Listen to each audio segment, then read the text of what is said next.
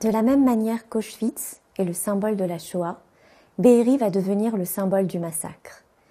C'est ce qu'a déclaré le major Doron Spilman, porte-parole de Tsahal à la suite des tueries perpétrées par le Hamas dans le sud d'Israël le 7 octobre 2023. L'ampleur et la barbarie de ces massacres ont réactivé en Israël et en diaspora le trauma des pogroms et des persécutions de masse qui ont jalonné l'histoire juive. Le kibboutz Be'eri, situé dans la région désertique du Negev, a été le théâtre d'une violence inouïe. Dans ce seul kibboutz, 112 personnes ont été assassinées et les autorités israéliennes continuent chaque jour d'identifier des corps. Des dizaines d'autres sont disparus, kidnappés par les terroristes. En tout, plus de 200 civils israéliens, hommes, femmes, enfants, sont actuellement retenus dans les geôles du Hamas. L'historienne américaine Wendy Lower a montré dans ses travaux que la mise à mort des cellules familiales constitue le cœur du crime de masse. Anéantir toute une famille, les uns devant les autres. Selon elle, pour appréhender ce crime, il est nécessaire de le considérer à l'échelle des groupes familiaux, afin de saisir l'ampleur du drame individuel. C'est pourquoi je veux vous parler aujourd'hui d'une famille qui vivait au kibboutz Be'eri. À ce jour, 3 membres de cette famille ont été assassinés. 7 sont présumés otages à Gaza. Mais l'histoire de cette famille ne débute pas à Be'eri. Elle remonte plus loin dans le temps et prend sa source dans un petit village d'Ukraine au début du siècle dernier. Raphaël et Rachel Orloff ont 9 enfants.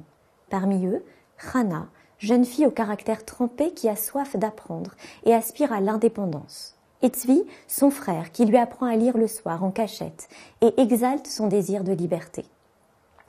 En 1905, la maison des Orloff est saccagée, puis incendiée lors d'un pogrom meurtrier.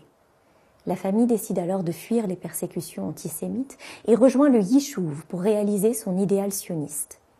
Hana travaille comme couturière à Petah Tikva, future banlieue de Tel Aviv. Mais Tzvi lui parle de Paris, de la mode française et de la haute couture, et voici qu'elle part seule, à 22 ans, pour la France.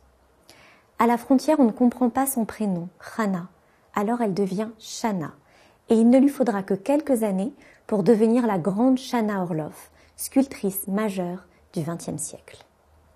À Paris, elle développe son talent artistique et fréquente bientôt Soutine, Modigliani, Zadkine. Elle devient la portraitiste attitrée de l'élite parisienne, expose de salon en salon et est même décorée de la Légion d'honneur en 1925, juste avant d'obtenir la nationalité française pour elle et son enfant, le petit Élie. Alors qu'elle est au sommet de son art, la Seconde Guerre mondiale éclate. En France, les lois anti-juives l'empêchent d'exposer et de vendre ses œuvres. En 1942, avertie par un ami de l'imminence de la rafle du Veldiv, elle se cache avec son fils, se réfugie en zone sud et passe enfin clandestinement la frontière suisse. Son frère Tzvi lui écrit et la conjure de rejoindre sa famille en Palestine, seul refuge sécurisé pour les Juifs. Shana rentre malgré tout en France après la guerre, mais découvre que son atelier a été entièrement pillé par les nazis. Bois cassé, plâtre détruit, sculptures décapitées, mutilées ou pendues avec des fils de fer barbelés. L'artiste déclare le vol de 147 œuvres perdues à jamais. L'une d'entre elles, représentant son fils, a refait surface récemment et après de longues tractations a fini par être restituée à sa famille. Pour célébrer le retour de cette sculpture, le Mage consacre prochainement une exposition à l'itinéraire de cette œuvre spoliée, tandis que le musée Zadkine propose une rétrospective complète de l'œuvre de l'artiste.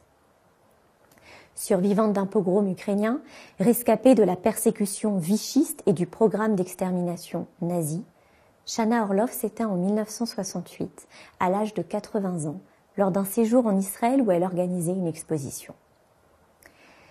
Son frère Tzvi, qui a hébraïsé son nom d'Orloff en Ishri, signifiant aigle, à son arrivée en Palestine mandataire, a fondé de nombreux centres sportifs promouvant notamment la gymnastique et a participé à l'écriture du dictionnaire hébraïque en y introduisant les termes relatifs au domaine sportif. Sa fille Rina épouse Abraham Avron, jeune pionnier d'origine allemande. Ensemble, et avec d'autres, ils fondent le kibboutz Be'eri, en 1946, soit 2 années avant l'indépendance d'Israël. Ce kibboutz fait partie d'une dizaine de kibboutz implantés dans les dunes arides du Negev, qui se sont donnés pour objectif de faire fleurir cette terre stérile et de marquer les futures frontières de l'État.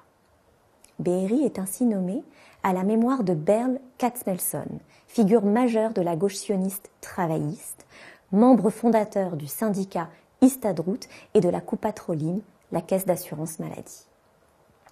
Comme tous les kibboutz de la région, Be'eri est fondé sur des principes collectivistes, égalitaires et pacifistes.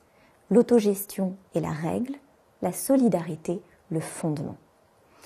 Rapidement, les revenus du kibboutz sont assurés par les activités d'une imprimerie moderne qui a en charge l'impression des documents administratifs officiels du pays.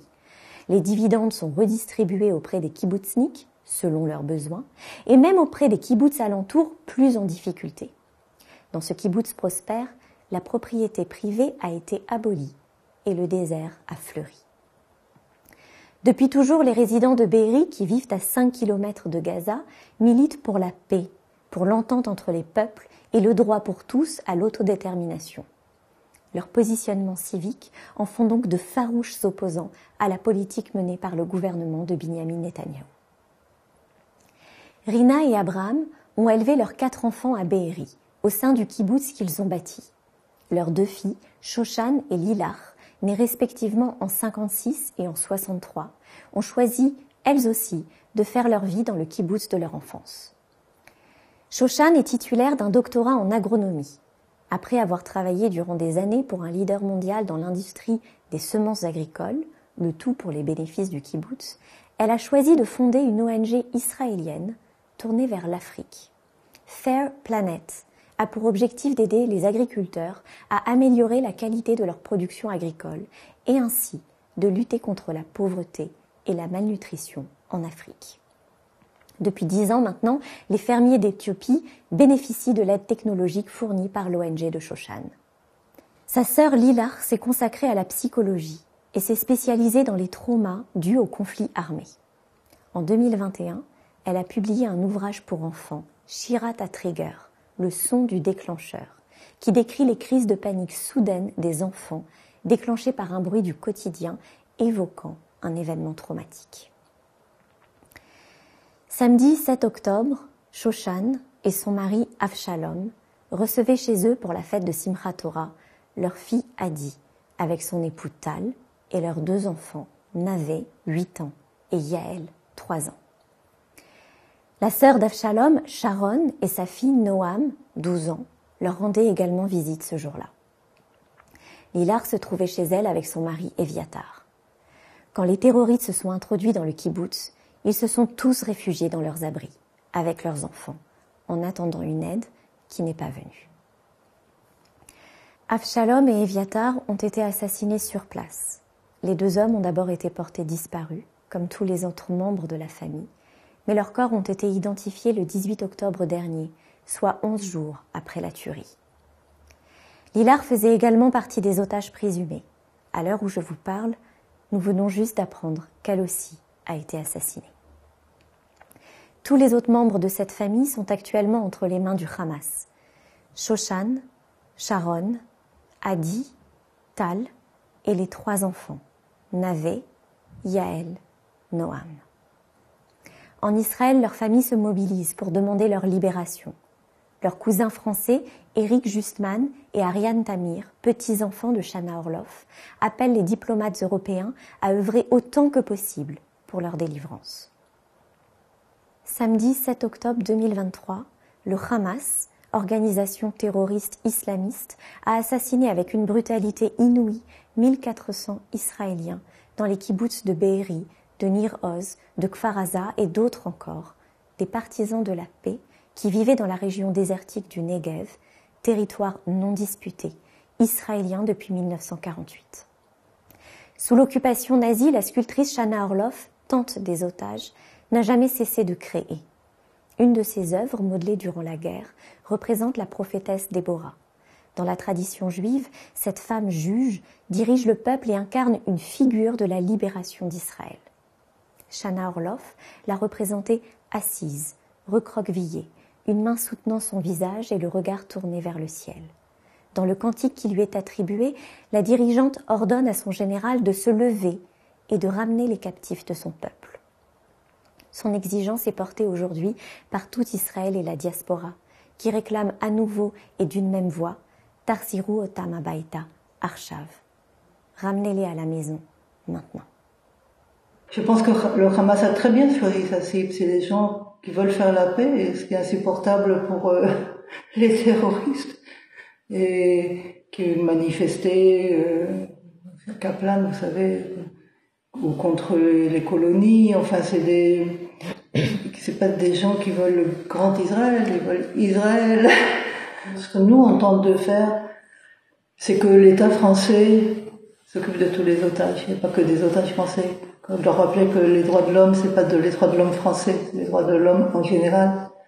Et puis qui mettent, bien sûr, nous on pense à notre famille, enfin on peut pas ne pas penser aux autres aussi, qui les mettent vraiment dans leurs préoccupations, et pas que les 7 Français.